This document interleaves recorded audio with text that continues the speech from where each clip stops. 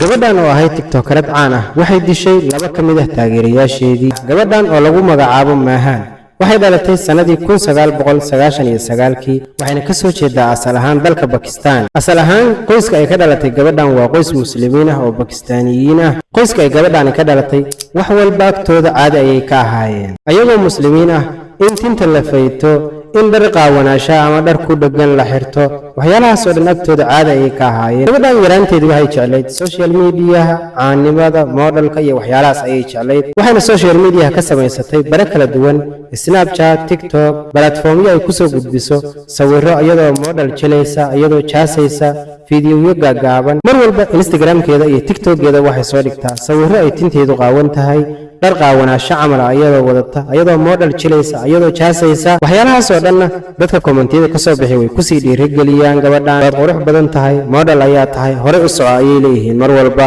halkaasna waxay ka heshay taageerayaal aad u fara badan ilaa ay gaartay heer sare, followers badanna ay heshay. sidaan hore u sheegnayna aabbuhu magaalo kale ayuu ka shaqeeyaa oo mar dhifa ayuu halkan yimaadaa.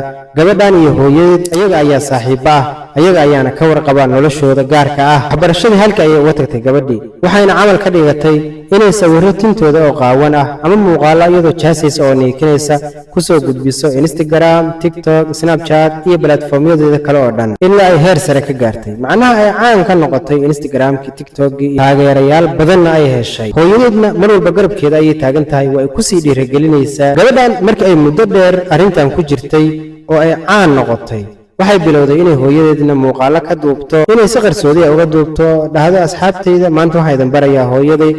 In the Blue Mosque. I'm here with my mom. Hi. Mom, how beautiful is the mosque? Beautiful.